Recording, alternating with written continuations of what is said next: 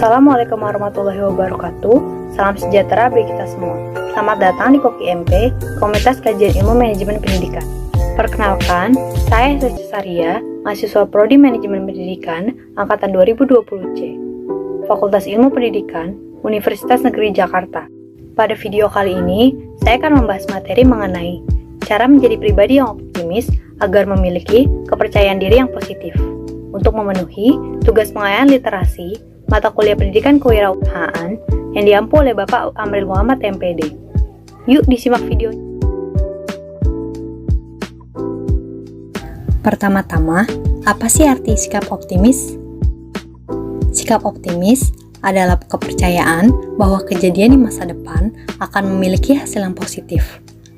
Orang yang optimis memiliki ekspektasi yang baik pada masa depan di dalam kehidupannya dan mempunyai cara berpikir yang positif dan realistis dalam memandang suatu masalah. Manfaat menjadi pribadi yang optimis.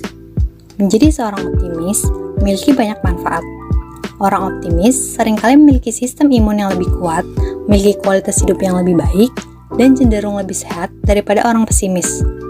Hal ini disebabkan orang optimis yakin apapun yang dilakukan memiliki dampak pada kesehatannya.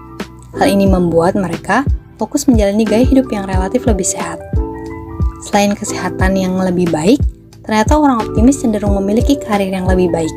Hal ini karena orang yang optimis cenderung tidak menyerah ketika mereka menemui kegagalan.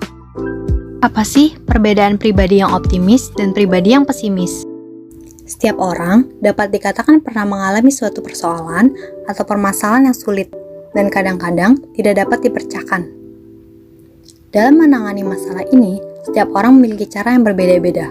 Ada yang menghadapinya dengan optimis dan ada pula yang pesimis.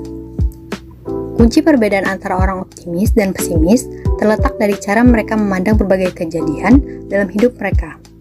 Perbedaannya dapat dilihat dari 3 aspek utama. Yang pertama, aspek permanen, yaitu berkaitan dengan apakah seseorang itu memandang kejadian buruk di hidupnya sebagai sesuatu yang permanen atau tidak.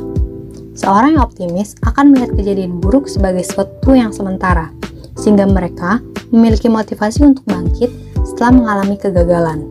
Namun sebaliknya, seorang yang pesimis justru melihat kejadian buruk di hidupnya sebagai sesuatu yang permanen dan tidak dapat diubah, sehingga akan menyerah apabila sedang menghadapi kesulitan atau kegagalan. Yang kedua, aspek personalization, yaitu bagaimana seorang melihat peran dirinya dalam kejadian-kejadian yang terjadi dalam kehidupan. Contohnya, apabila seseorang yang optimis mengalami kesuksesan, maka ia akan melihat bahwa kesuksesan yang berhasil ia raih merupakan hasil dari kerja kerasnya. Sementara orang yang pesimis justru melihat kesuksesan yang diraih sebagai hasil dari pengaruh eksternal karena bantuan orang lain atau keberuntungan. Namun sebaliknya, apabila seseorang yang optimis mengalami kegagalan, maka ia akan berusaha melihat situasi dan faktor eksternal yang bisa memengaruhi kegagalannya. Sementara orang pesimis justru melihat dirinya sebagai penyebab utama terjadinya kegagalan. Yang ketiga, aspek pervasiveness, yaitu seberapa jauh suatu kegagalan di suatu bidang itu bisa mempengaruhi kepercayaan diri seseorang atas kemampuannya di bidang lain. Maksudnya, apabila orang optimis mengalami kegagalan di suatu bidang, maka tidak akan mengurangi kepercayaan diri atas kemampuan mereka untuk sukses di bidang lain.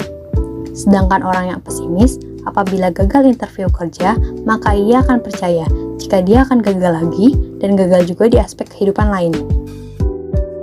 Beberapa hal yang dapat kita terapkan dalam kegiatan sehari-hari untuk menjadi pribadi yang optimis.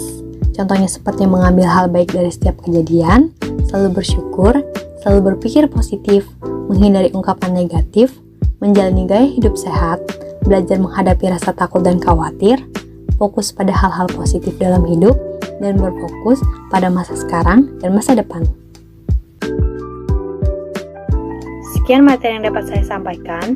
Semoga materi ini dapat bermanfaat bagi kita semua. Apabila terdapat kekurangan, saya mohon maaf. Wassalamualaikum warahmatullahi wabarakatuh.